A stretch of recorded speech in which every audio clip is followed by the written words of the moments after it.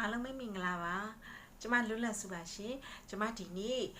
share ချင်တဲ့အကြောင်းအရာလေးကတော့ကျမတို့နော်မိမိကိုမိမိယုံကြည်တဲ့နော်ယုံကြည်မှုရှိတဲ့အမျိုးသမီးတွေကဘယ်လိုမျိုးပေါ့နော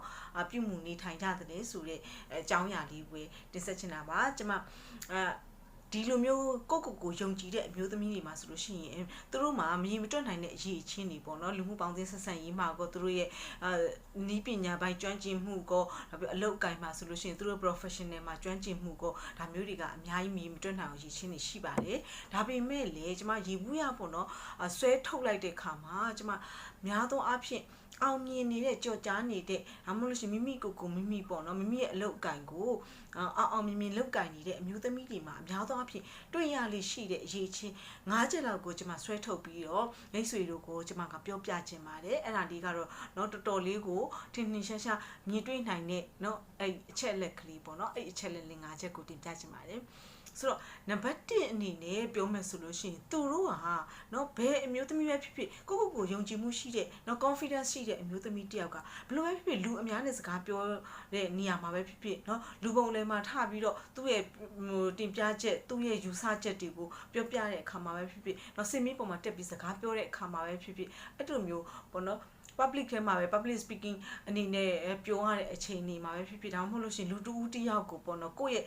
ထင်မြင်ယူဆချက်ကိုတင်ပြရတဲ့အခါပဲဖြစ်ဖြစ်နောက်တစ်ခါကိုယ့်ရဲ့အဖွဲ့အစည်းထဲမှာကိုယ်ထင်မြင်ယူဆချက်ကိုယ့်ရဲ့အကြံပြုချက်ကိုတင်ပြတာပဲဖြစ်ဖြစ်ပေါ့နော်သူဟာကိုယုံကြည်မှုရှိနဲ့ကိုကဒီအကြောင်းအရာကိုပုံမှာကျွမ်းကျင်နိုင်နေနဲ့เนาะလေ့လာထားတယ်ဆိုတဲ့အချက်အလက်တွေမှန်ကန်နဲ့သူ့ကိုသူ့ဘာသူပေါ့เนาะပြောဆိုနိုင်တယ်အဲ့တော့ခါကျတော့သူပြောတဲ့အကြောင်းအရာပုံမှာလေသူကယုံကြည်မှုရှိတဲ့အတွက်ကြောင့်မလို့သူ့ကိုစကားပြောရတဲ့ခါမှာလေတက်တာရှိတယ်ပေါ့အဲ့လိုမျိုးတွေ့ရှိရပါတယ်နောက်တစ်ခုကကျတော့နံပါတ်2အနေနဲ့ဆိုတော့သူတို့လောက်ရမယ်အလုပ်ကိုเนาะတိချာလောက်တာသူတို့လောက်ရမယ်လို့ဘယ်လိုမျိုးလဲဆိုလို့ရှိရင်သူတို့ကဥမာသူ manager ပဲဖြစ်ပေါ့နော်သူorganization တခုမှာ manager ပဲဖြစ်ဒါမှမဟုတ်လို့ရှိရင် coordinator ပဲဖြစ်ဘယ်နေရာမှာမဆိုနော်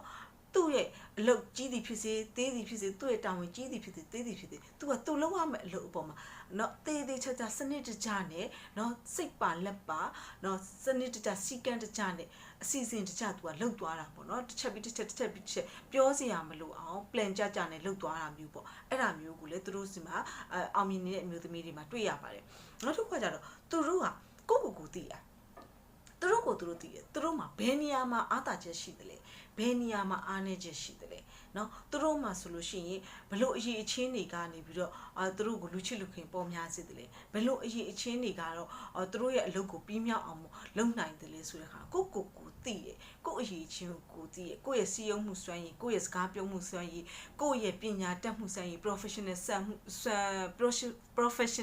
မှုစွမ်းရည်တွေကိုသူတို့ကသိကြတယ်ပေါ့နော်ဟောအဲ့လိုမျိုးရှိပါတယ်အဲ့ဒါကတော့နံပါတ်3အချက်ကိုသိတယ်ပေါ့ဆိုတော့နောက်တစ်ခုကျွန်မသတိထားမိတာကတော့ဘာလဲဆိုရှင်သူတို့ကကြောက်တတ်တယ်ဒါပေမဲ့သူတို့ကအဲ့ဒီကြောက်တဲ့အကြောက်တရားကိုသူတို့ရဲဝံ့ရင်ဆိုင်တာ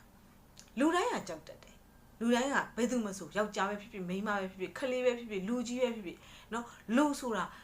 ကြောက်စိတ်ကတော့အတင်းနဲ့အများရှိတယ်မကြောက်တဲ့လုံးဝမကြောက်တတ်ဘူးဆိုတဲ့လူပေါ့နော်တရေလည်းမကြောက်တတ်ဘူးတစိလည်းမကြောက်တတ်ဘူးလူလည်းမကြောက်တတ်ဘူးနော်ဘယ်အရာမဆိုပေါ့နော်မကြောက်တတ်ဘူးဆိုတဲ့လူကအင်မတန်ရှားပါတယ်အနည်းဆုံးကိုယ့်အသက်အန္တရာယ်နဲ့ကြုံလာပြီဆိုလို့ရှိရင်တော့လူတယောက်ကကြောက်စိတ်ကတော့ပေါ်လာတာပဲနော်အဲ့ဒီလိုမျိုးခြေနေမှာကြောက်စိတ်ကပေါ်လာတာပဲဆိုတော့အဲ့ဒီလိုကြောက်စိတ်ပေါ်လာတယ်ဒါမှမဟုတ်လို့ရှိရင်လုပ်ငန်းတစ်ခုဆုံးရှုံးရမှာဒါမှမဟုတ်လို့ရှိရင်ပေါ့နော်အနေတစ်ခုနဲ့ရင်ဆိုင်ရမှာဒါမှမဟုတ်အခက်အခဲတစ်ခုကိုရင်ဆိုင်ရမယ့်အခါမှာစီးပွားရေးအကျက်တဲတစ်ခုကိုပေါ့နော်ကိုဖြည့်ရှင်းရတော့အခါမှာဆိုဟာငါဖြည့်ရှင်းနိုင်ပါမလားငါဒီအခက်အခဲကြီးကိုကြော်နိုင်ပါမလားဆိုတဲ့အကြောက်တရားပေါ့အဲ့ဒါကလူတိုင်းမှာယောက်ျားပဲဖြစ်ဖြစ်မိန်းမပဲဖြစ်ဖြစ်ရှိရဲ့အဲ့ဒီလိုမျိုးအခြေအနေမှာတဲ့တကယ်ကိုယုံကြည်နေနော်ကိုယ့်ရဲ့အစွမ်းအဆောင်ယုံကြည်မှုရှိတဲ့မျိုးသမီးတွေအဆိုရှင်တကယ်ကိုယုံကြည်နဲ့ဒီကြောက်တရားရင်ဆိုင်နေ